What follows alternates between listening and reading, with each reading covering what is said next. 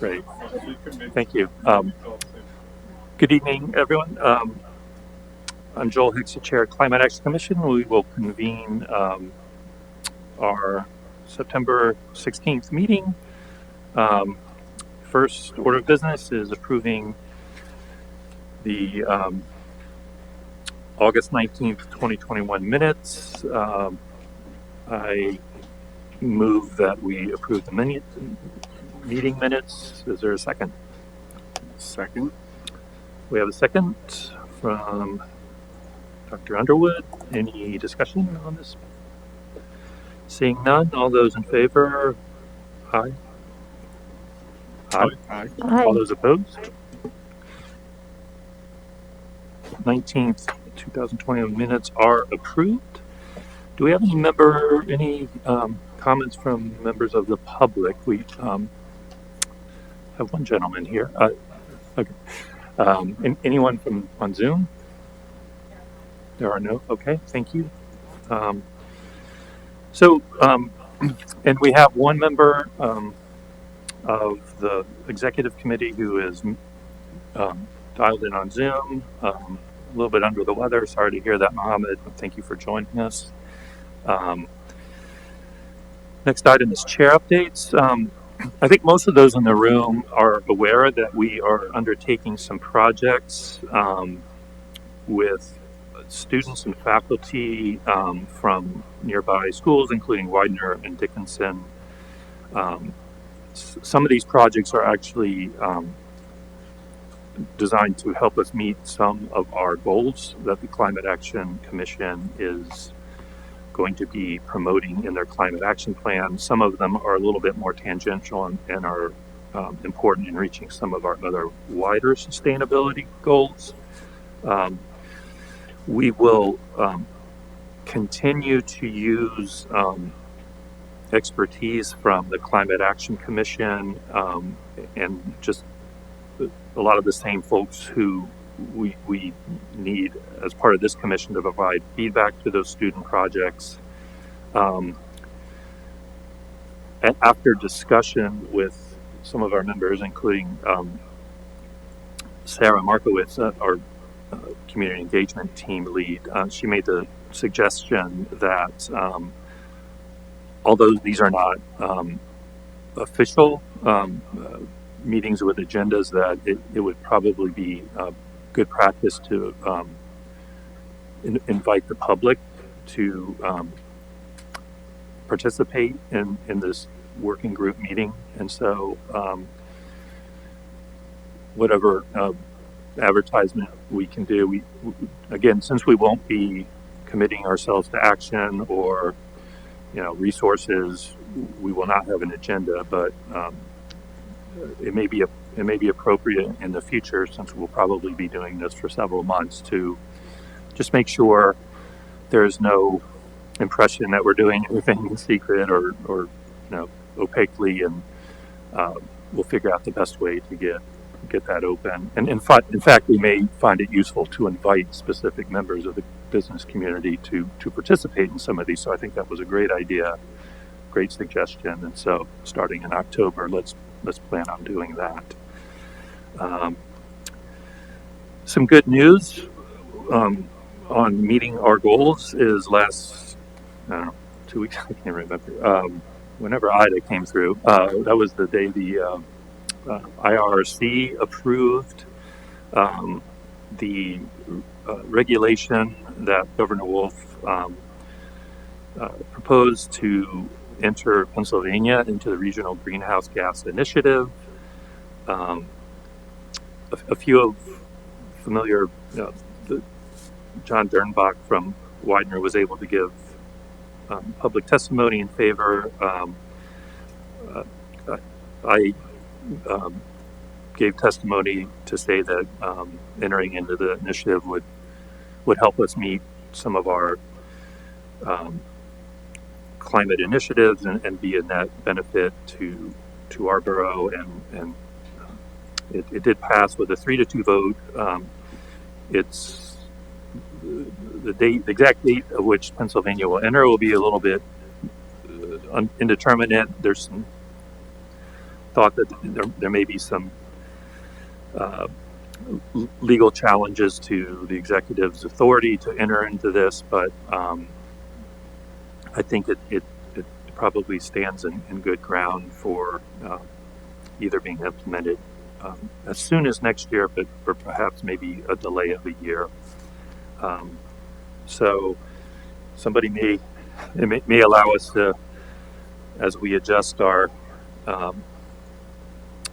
footprint of what our electricity sector has based on what estimates of entering RGGI, it may make a dent in helping us reach our targets. So it's really nice to help meet our goals when the state and federal government actually we'll take that any chance we can get.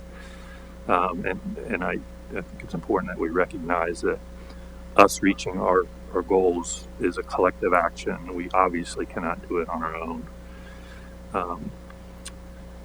So I do want to make a motion that we discuss the function of the Climate Action Commission post-climate action plan, and open that up for discussion. I'll move that we do that. Is there a second to have the discussion? I don't think you need a motion to second that. Discussion. You just open it up. Okay. Well, so let's before we make a motion to vote on it.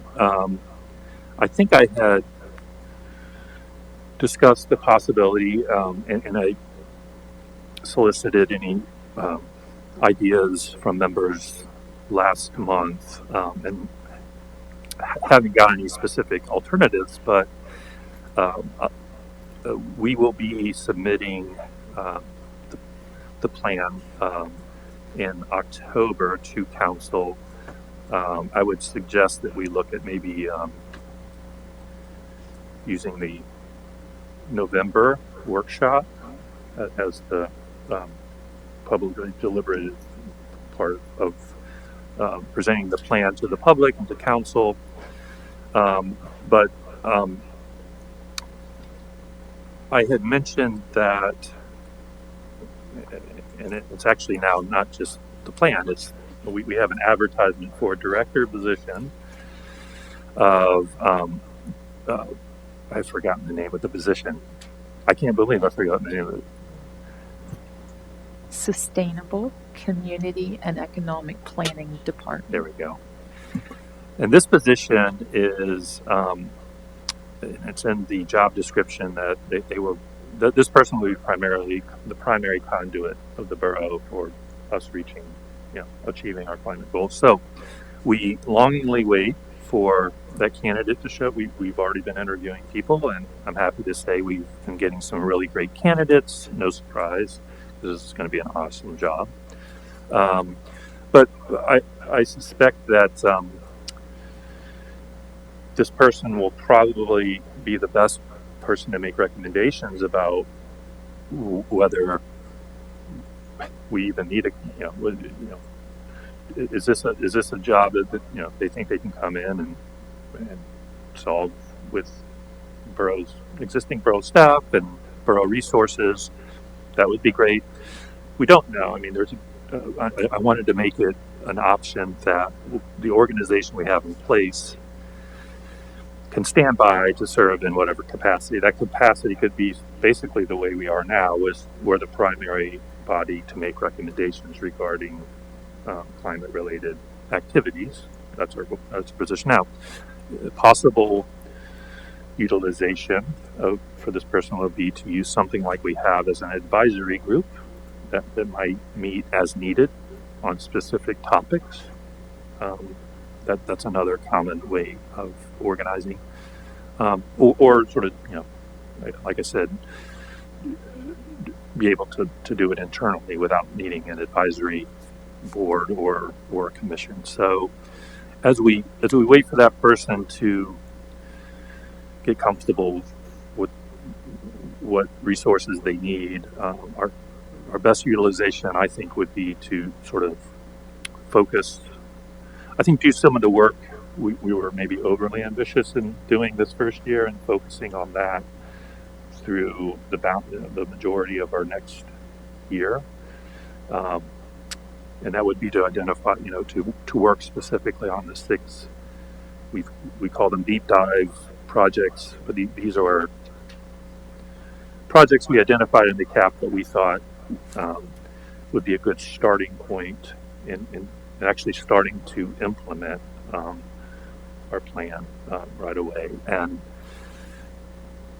I think that will potentially require a little bit of how, what we call teams, whether those teams would operate across this, maybe we have everything on transportation, everything on residential, commercial, everything on decarbonization, different ways we could basically organize our existing team. But I think the fundamental question is focusing on those 6 deep dives that sound like the best utilization of our time next year, starting in November, basically. Anybody? Yeah, I think so. My only addition, and I think this is going to end up in part of our October plan anyway, but we had talked about this last month on coming up with a prioritized list, prioritizing our recommendations that we will be able to hand off to this new Sustainable Community and Economic Planning Director, right? Director? Mm-hmm. Yes, Yeah? it's a direct. Got the whole thing. That would help then, in that position, prioritize actions among our staff. And as you suggested earlier, I think given that that's expected to be done over the next 6 weeks, then I think focusing on the 6 makes sense for the next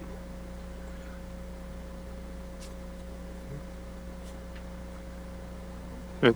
I think that makes sense. I don't know what that structure will look like exactly. Are we at a point here where we're just are we going to move ahead with like next month, sort of figure out what that specific structure looks like, and then move on that? Good question. Obviously, in October, we'll stay organized like we are. I will probably pass around like a couple candidate ways we could structure for people's input, so that maybe we can move on getting comfortable with that structure at the next meeting. But I didn't want to do so unless we were committed to sort of like them agreeing that the main focus would be to be making actionable recommendations to either meet or contribute to meeting those 6 goals. We could formalize that by making recommendations for implementation and monitoring in the October report. But then that's a way of kind of codifying that to some degree. Yep. Great. Yep. I think that's a good idea. Okay. In that case, I'll make a motion that we consider for the October meeting a way of organizing that specifically meets the 6 deep dive projects that are identified in our draft climate action plan. Second. You have a second? Any more discussion on that? Mohammed has his hand up. Oh, Mohammed, sir, the floor is yours. No, that's very kind of you, and I apologize for the state of my voice. But I was just going to note, Joel, just one lesson learned, I think, for the last few months is that we've been finding that on the projects team, it's a little bit hard to focus on priority projects in the sense that there's sort of a false narrative that there's a choice to be made between one pathway versus another, one project versus another, and that it's more an all the above approach, that if there's a particular outcome, carbon reduction, increased energy access, reduced energy poverty, whatever it may be, that there's not so much a project tied to it as there's a goal, and any project that satisfies that should be considered, for purposes of, public support and for endorsement by the commission. So I just want to put out there that the project focus may be not as functional as we had first thought. I think we're learning that as we go along. But also, I think you drafted these generally enough that we may not fall into that trap anyway. But I just want to put that out there. Okay. Yeah. If I'm hearing you correctly, I did try to make the specific point that we'll be trying to. I think the key word that I was really trying to get to is we're working on something that will be actionable. Now, whether that recommendation completely fulfills the goals, and most of them are quantitative, right, about when we're going to reach targets, um, that'll be TBD. But whatever partial part of trying to accomplish that area, I do want to make sure we're going in a territory that is not general, but is is narrowing in direction. I think that's the key part of that. Does that sound like what you were suggesting in part? Sorry, Joel. I don't know if that was directed towards me, but I would say I think that's the smart strategy. I guess all I'm trying to say is that it's almost a matter of deciding what it is actually that the intervention at a policy level or at a commission level would be. Let me be very specific. I mean, if we are seeking to identify actual projects, that is to say, whether it's a policy project or an infrastructure project, whatever it may be, that we believe are the highest order, the highest impact, and then trying to drive resources towards that as a priority, if that's the actual exercise we're imagining, then I think Then what? That's like for those who work in this space in an enabling environment kind of scenario where we're just trying to put in place a policy framework or to identify the general political will and sort of community will to take on a certain intervention. I think then we're less project focused and we're more outcome focused. And sorry, apologies if that's not a clear distinction, but it is. I just want to make sure we're setting ourselves up for a realistic, process at the end of the day. well, that's obviously probably the most important thing of taking on anything new. Maybe another way of sort of describing it is that in these 6 areas that our goal should be to attempt to provide enough information at the borough level that we can engage with the public with an approach, with a strategy that can be focused and provide some bounds to what otherwise would be sort of a maybe an unconstrained set of choices. Is that helpful? Because if you engage the public and say, hey, we want to reduce energy efficiency by 40% in this zone, can we have public comment? That's going to go nowhere pretty fast. You're going to get. I would look upon this commission to really try to constrain the questions that we even engage with the public into a scope that we believe would have a favorable outcome. I think that's the best way I could put it.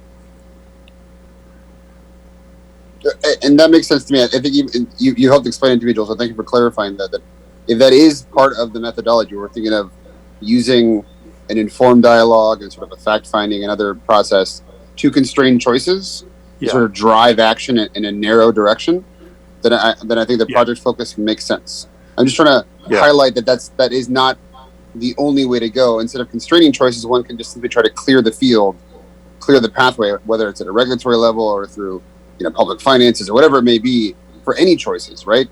Yeah. Just trying to reduce friction for anything that is sort of supported by the community. That's another way to go. But I think from the way you described it, I understand that we're trying to go in a more focused direction. That makes sense. Okay, and maybe as we get deeper into these, determining what questions we want to spend more time on than others, but we'll get a better sense of. I mean, we with a few exceptions, we really haven't gone too deep in any of these yet. And I've talked to Sarah, and I think we're really close to having, one thing we do need embedded in our climate action plan is a set of criteria that, and we have a good candidate set. I wanted to make sure,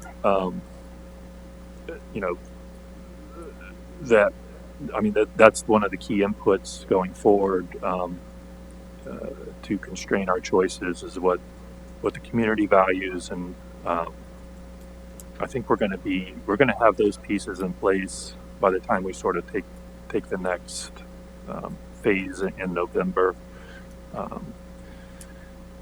All the information we got from the surveys, I think, is really quite useful in terms of the types of projects that we should be considering. I encourage everybody to look through those surveys. I think there's a lot of good information. I think that the only thing we really lack in our plan right now is just to quantify what the criteria are, and I think Sarah's team is prepared to do that. I think they have a good candidate set of criteria now that will be helpful. Any further discussion on this that we will organize along these 6 people? Thanks, Mohammed. If not, I'll make a motion. We already have a second. All those in favor of organizing in the accordance with the 6 deep dive, say aye. Aye. All opposed? Ayes have it. We will have that as an action item to formalize that organization in October. Thank you, everybody. And then let's just go through team lead updates and over to Sarah. Not much to update on other than we'll be working on the criteria and finishing up going over our survey data. The survey is still out online, at least for the 6 direct projects, the main PET projects or pathways projects. So that is still available, and I can show you the.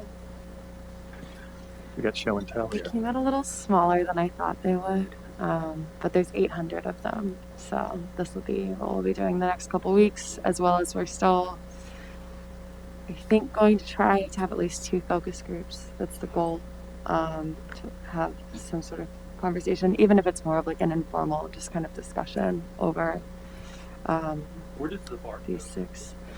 The barcode sends them to the projects where they can respond online, so they can either like or dislike, and then they can also actually send. So actually, if you want to scan it right now, you can find out. Ooh.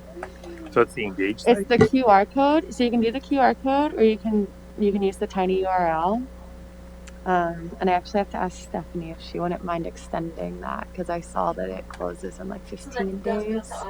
Sorry. Yeah, it does. It does go to the Citizen Lab, the Engage. But we created a tiny URL so people don't have to type in the whole Does thing. work? I Yeah. mean, It's on literally, Elon, if I actually, can so. do it, anybody can do it. Yeah, I wish it would have come out a little bit bigger, so I apologize for that. But I mean, I think people can get the information they need off of it. So, and that's the main thing. If you want to extend it, we'll go to the social media again too. So. Yeah, I think that'd be great. Yeah, I think just having feedback throughout. Here, you can try that one. Yeah, there's 800, and they weren't that expensive, and we have so we will have some funding left. I don't know if we're going to use it to rent space for the focus groups. We might, depending on how much we have left and how we're able to divide that. I would, just off the top of my head, I think it's roughly like $500. I'd have to double check my math again for the exact number.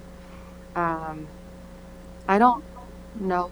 I know I brought up the idea of having a more public, since we had a very public start to this process, having a more public kind of end to it as well. So maybe that's also even a better move as opposed to the focus groups, just having like a big public thing at like Molly Pitcher or at I don't know, somewhere that's not borough council that might get people a little more intrigued. And maybe we would provide like a little bit of food or something. I'm not entirely sure what the costs are for that and if we could cover that, but would there be interest in doing a presentation? And if so, would we hypothetically maybe want to do that for our October CAC meeting? Like, what if our Yeah. October CAC meeting was just somewhere more public? I am open to that. So I think to summarize, so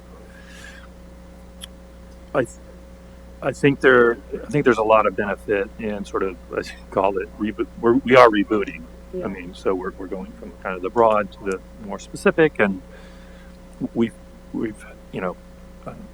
some of the things that people have volunteered for, some have gotten a little bit more traction than others, and I think having a real we're transitioning, and we want to get people who may not have been involved yet who are interested, but even people who have been involved with who we want to get directed more into a specific thing they can work on. I think that's a great idea, and I'm open to doing it not at Borough Hall and promoting it as a Climate Action Commission version 2. Yeah. Okay. Yeah, I think it's a great idea. My sister was just here, and I was taking her out, and I was showing her how we have two things in quantity in Carlisle: churches and parks, and it's wonderful.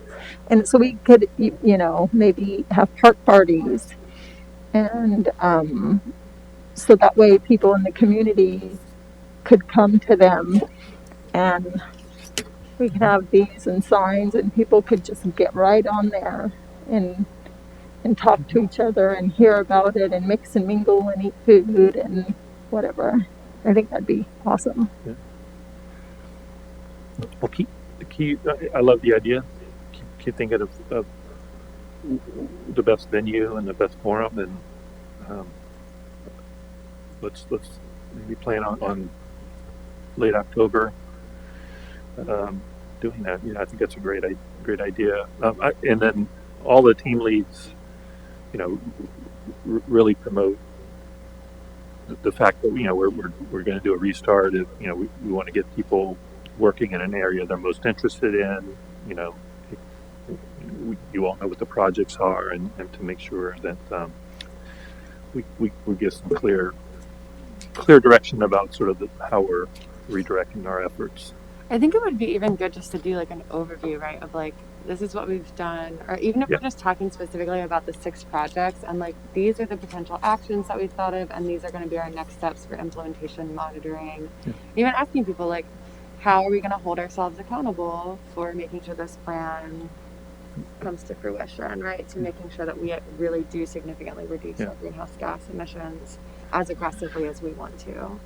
It doesn't necessarily just have to be for the volunteers or people who have already been involved. I think it'd be nice to really try to get, I mean, obviously, like, we want our volunteers involved too, totally. Yeah. But to make it, I don't know, a more broad.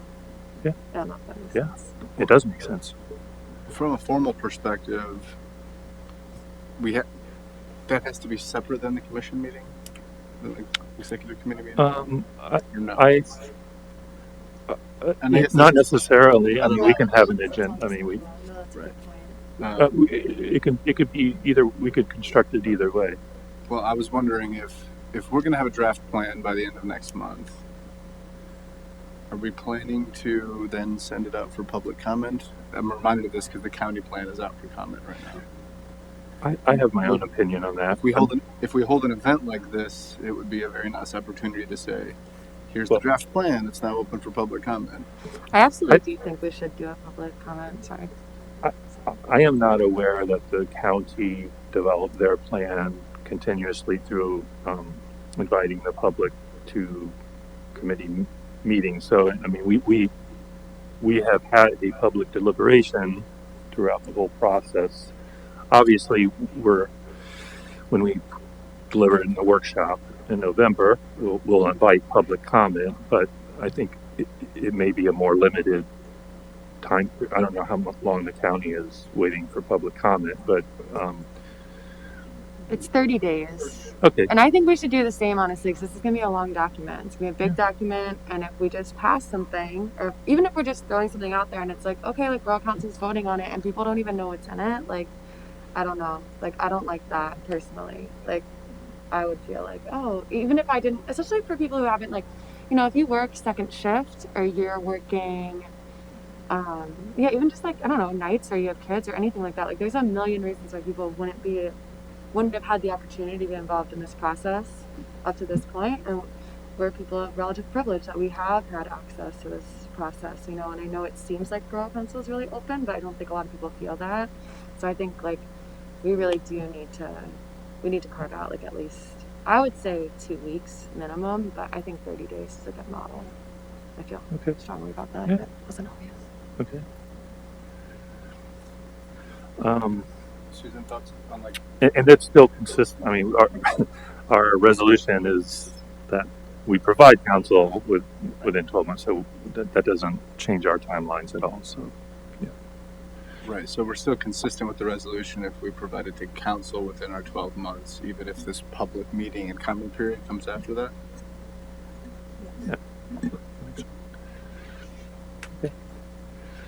Okay. Well, I guess so. That does raise the question though. So if there is a public comment after it's been voted on, what happens then? Does the public comments? It won't be voted on before public comment. We would make it available. We probably have a workshop to discuss it, make any adjustments based on that, but also leave it open post workshop and potentially vote on it on a subsequent council meeting. Sorry, this is just me being naive of council policy. So presented to borough is different than voted on by the council. Presented to council is different. Correct. Than voted on. Okay. Yes. That's where I'm confusing. So we could unveil it during the next workshop. And then council can engage in, dialogue with that, direct staff, direct the commission to advance public outreach and encourage public comment on it and go from there. So just to Thank clarify, you. what day would the workshop meeting be held on then? So that's what I was just pulling up. Right. Yeah. So we'd be talking about the November workshop. That's November 3rd. It's Wednesday, November 3rd. Wednesday, November 3rd. Our council meeting, that's probably inconsequential to this process in November, is November 11th, but that's Veterans Day.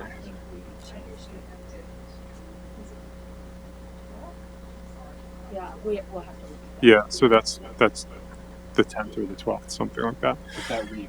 Yeah, so, but we wouldn't be taking it. So I imagine what we're talking about if we're going to do that period of public comment is presented to council on the 3rd. Council opens it up to public comment on the 3rd, and then we're looking at our December meetings. Our December workshop is December 1st, and then our December council meeting would be December 9th, which is also going to have the budget and everything else all in that. Although we don't frequently get a whole heck of a lot of public comment on our budget, as long as there's no tax increase, which I don't expect this year. Okay. The November council meeting is the 10th. It's the Wednesday before. Yeah. So I think we're then looking at, if you want to give at least 30 days, it's the November workshop presentation, and then there's going to be council approval of it on December 9th. So December 9th is the final. Is that, okay.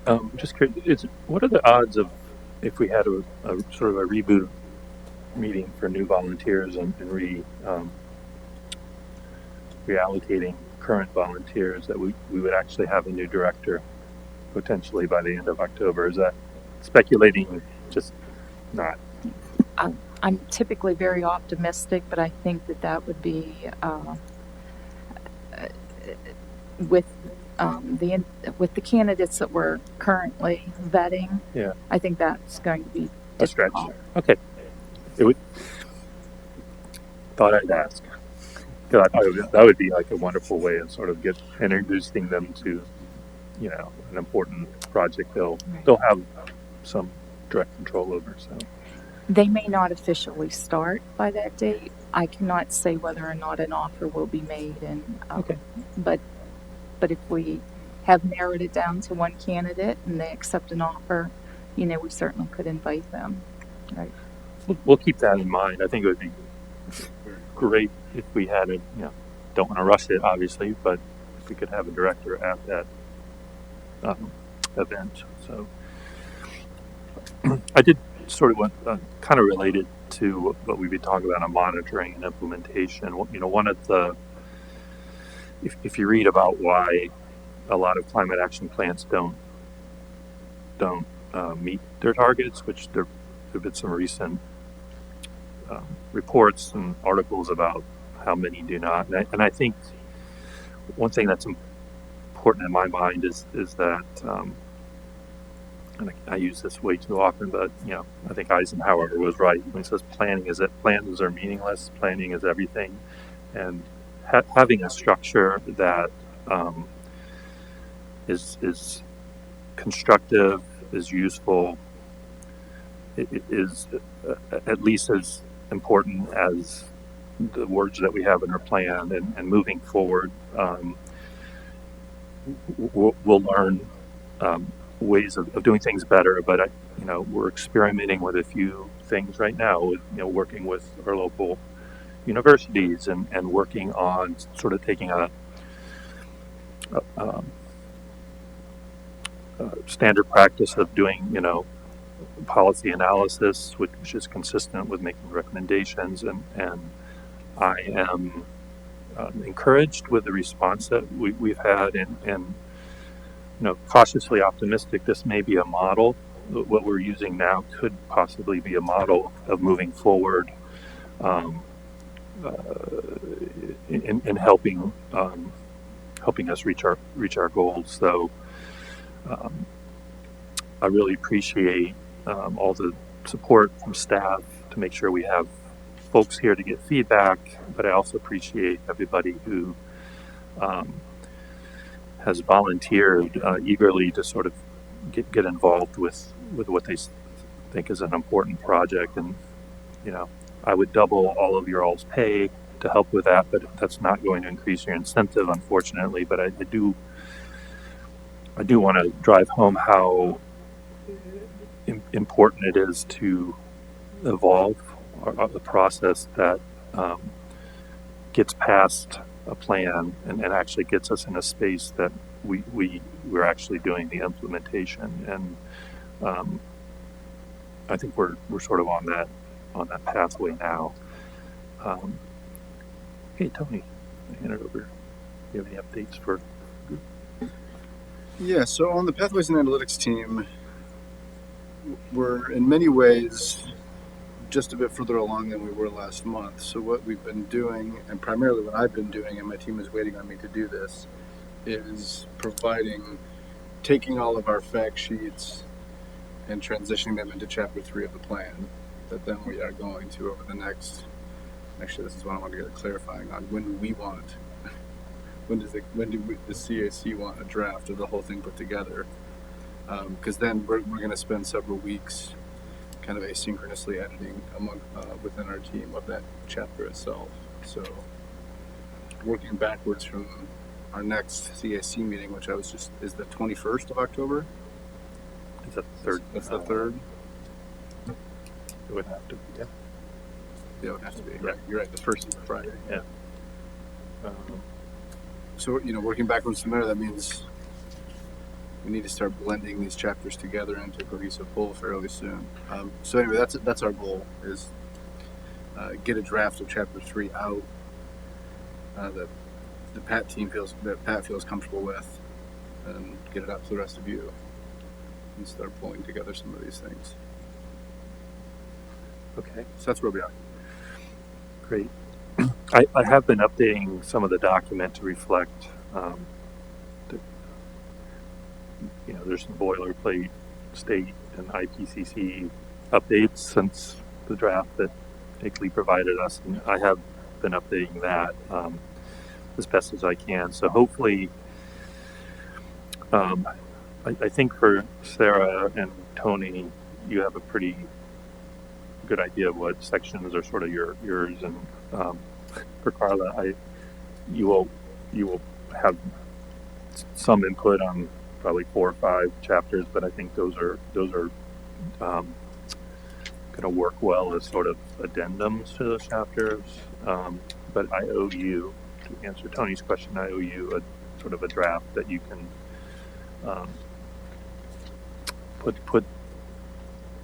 put the right work that you're doing in sort of the best location.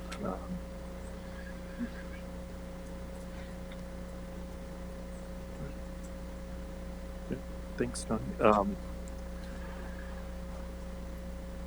Yeah, Carla, over to you. So our group had been working on potential ordinance and design guidelines based on the objectives that were provided, and then also cross-checking those with the comprehensive plan goals and objectives as they relate to climate change. So we've identified a lot of different things there, all for transportation, residential, commercial, municipal. And then we're now just trying to narrow this down a little bit, prioritize, and just pick maybe, like we talked about at one of the other meetings. Oh, sorry, I forgot to touch the button. Thank you. That if this is a 5-year plan, that we're going to revisit this climate action plan on a regular basis, that it would make some sense to find, 5 projects or 5 zoning related or ordinance related things that need to be done, and trying to narrow that down a little bit, and then relate them back to the 6 projects that you guys are working on. Yeah, that's helpful, Carla, too, because what we're trying to do is, in our little snippet on each of the objectives and actions that we're kind of rewriting to make up chapter 3, we're trying to come up with at least a best guess as to kind of short-term, medium-term, long-term.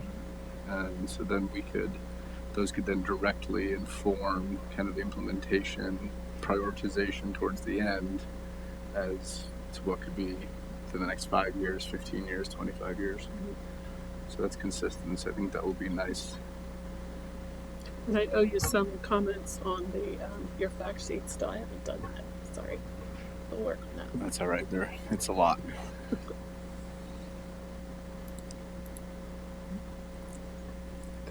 Anything else, Carla? Nope, that's pretty much it. Great. Okay, thanks. Mohammed. Yeah, good evening, everyone. Good progress from last time. We've been able to confirm, constitute, and sort of kick off the teams for the 2 projects we talked about last time. One being EV infrastructure, the other one being sort of reducing the carbon footprint of municipal buildings. The third one, which is the one that I've personally taken on, which is sort of energy consumption and energy infrastructure. Also been able to make some good progress. I think the one thing to raise with the group today, there's been a pretty significant uptick in activity of boroughs of our size taking on their own energy infrastructure projects. For example, Chambersburg just flipped on the largest municipal solar energy system, which is serving like about 3,000 homes in their borough.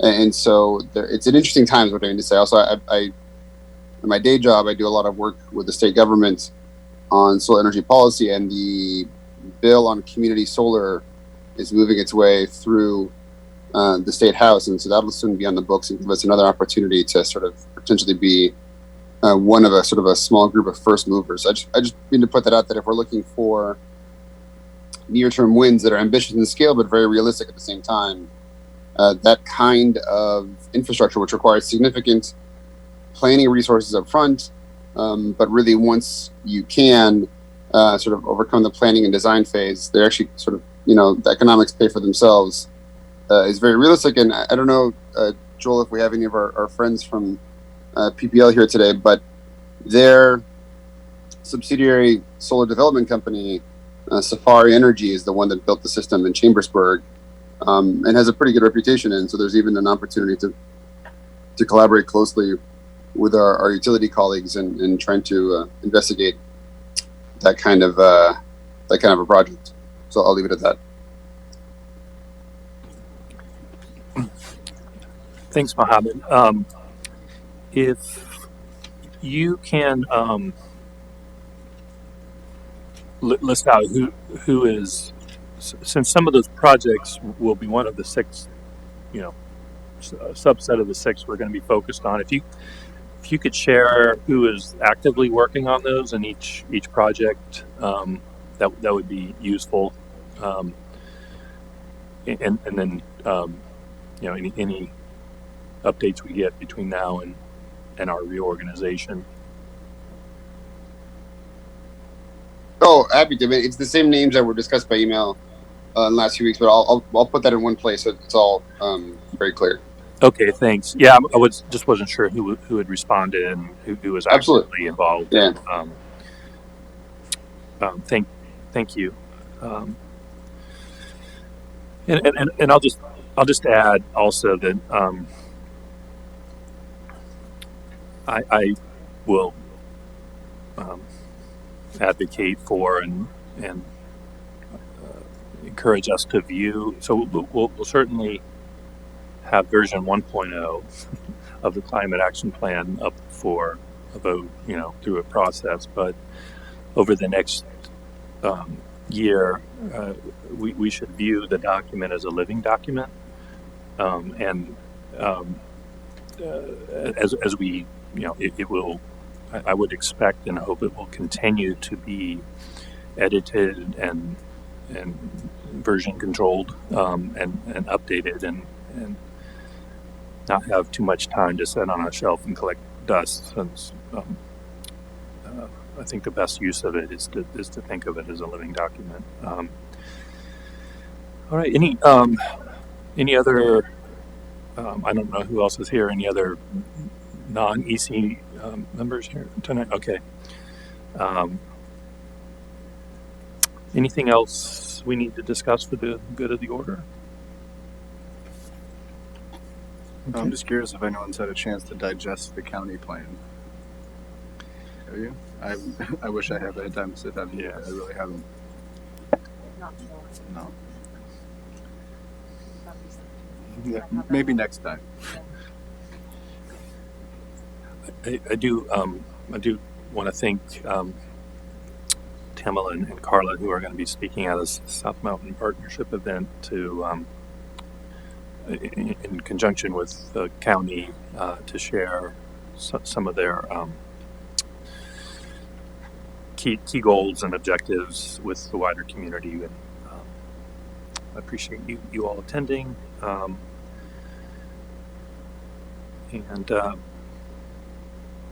anything else? Yeah. I was thinking about this in terms of criteria actually today, but I'm wondering.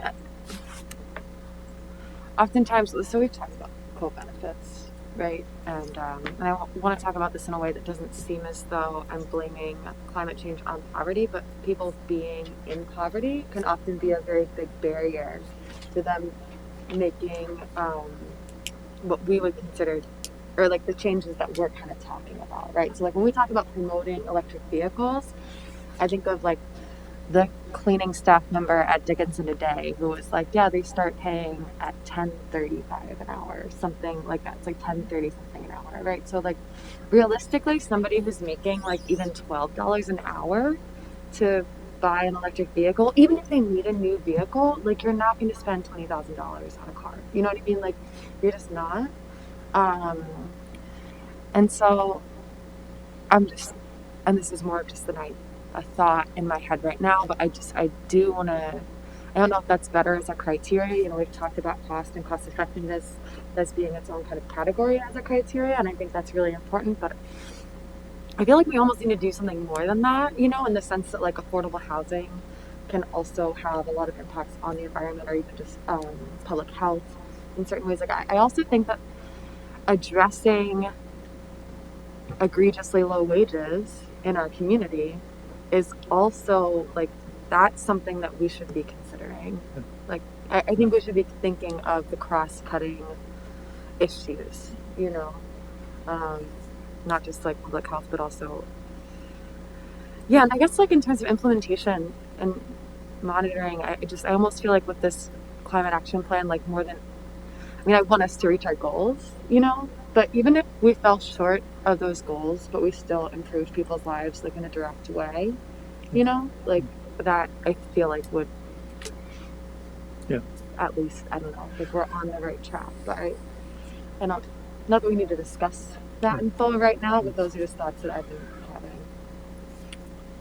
Thanks, Sarah. I can speak for myself that I don't consider any of our goals to be in isolation, and I think Deputy Mayor Schultz sort of, I mean, we made the comment about who are the likely near-term uptake in EVs. You know, they may be more well up, but I think at least what I'm hearing, and I totally agree, is I don't think we should ever think about rigidly applying these goals to homogeneously across our community. If the most benefit we can have for low-income people is to provide energy efficiency to lower their bills, we focus that aspect of our goals in that community where it can help them the most. I think Susan knows I ask a lot of questions about having a more organized approach of how we're helping low and medium income communities, and I think you're right on the money. I think we should not think about applying these targets as if everybody has the same means, the same needs, and I hope we can do that. So I would suggest obviously that's not really within the scope of this commission to address directly, but it ought to be recognized part of the plan, and it's something broadly that council needs to address, because it's not just this commission that has brought that up. I'm also the liaison to the Truth and Reconciliation Commission, which of course a similar issue was brought up. So that's a very that's a broad goal beyond our scope here. But I think you're right. It's important that we recognize that, and that it be on council's agenda to help address that more broadly. And we have biennial goal setting, which we'll be having early next year, and that's one of those things we'll need to talk about, especially where we're going to. Although we're further behind here than the Truth and Reconciliation Commission, further ahead here than the Truth and Reconciliation Commission is, but that we're going to have that coming from a couple different commissions that have very different scopes, right? So it's a community-wide issue, and it affects different demographics more drastically than others. But you're absolutely right, and that was what I was alluding to earlier. Is it's easy for me. I bought a hybrid. Was 15, 16 years ago, and it was expensive. Those have come down in price. EVs are gradually getting more affordable, but they're well outside the reach of a lot of people. So something that we're going to have to work through. But I also think that what we've seen over time, right, is that there's been more saturation of those markets because of those who initially bought into it, and it becomes more profitable to mass produce those vehicles, and then those prices can start to come down. Tesla has their affordable model, which isn't affordable for most people, right? But those prices are coming down. But I know I have clients who are of relatively meager means, and sometimes they're trying to scrape together a few $1,000s to be able to get a used new vehicle to them. So good point. Along the same theme, and Mohammed reminded me last week because we had this conversation. Is the used car market for EVs is just starting to grow, and to see the extent to how those can help lower and middle income people. We a little bit early, but it is happening, and hopefully those can be affordable options, and that's something we need to consider. Yeah, I was going to mention the same thing. The overwhelming majority of car sales are used car sales, and so until that used car market becomes composed of more EVs, we're not going to get a big turning over of the fleet until that begins to happen. And so we're probably, and so with more used becomes more affordable available EVs. So you're right, absolutely, I agree. Thanks for that, Sarah. Anything else for the good of the order? If not, we are adjourned. Thanks, everybody.